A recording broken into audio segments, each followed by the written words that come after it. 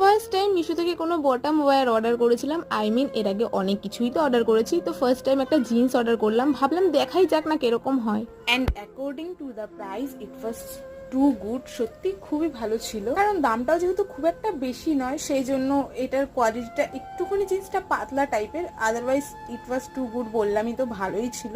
তো তোমরা যারা চাইছো তারা অবভিয়াসলি কিনতে পারো, এটার স্ক্রিনশট নিয়ে দেন তোমরা সার্চ মেরে নিতে পারো। আমি এটাকে যেহেতু ব্যাগি হিসেবে পরবো, জিন্সটা ব্যাগি জিন্সই, সেই জন্য আমি একটুখানি লুজ টাইপেরই অর্ডার দিয়েছি, মানে আমার সাইজের থেকে একটু বড় অর্ডার দিয়েছি। দ্যাটস ওয়াই আমার একটুখানি ঢিলা হচ্ছে, আদারওয়াইজ বললামই তো খুবই ভালো ছিল। আমি এতটা ভালো এক্সপেক্ট করিনি, আমি তো ভীষণ টেনশনে ছিলাম যে কেরম আসবে না আসবে। কি বলো তো, ব্যাপারটা হচ্ছে গিয়ে একটা কোনো কিছু যখন অর্ডার করি না, অনেকটা এক্সপেকটেশনের সাথে অর্ডার করি, তো সেই জন্য রিটার্ন করাটা বড় কথা না। বড় কথা তো টাকাটা তো অবভিয়াসলি পেয়ে যাবো, বাট ওই যে একটা এক্সপেকটেশন সেটা নষ্ট হয়ে যায়, আর দ্বিতীয়বার ইচ্ছে করে না এতদিন ধরে আবার ওয়েট করার জন্য। যাই হোক, ওভারঅল এটা তো ভালো। তোমরা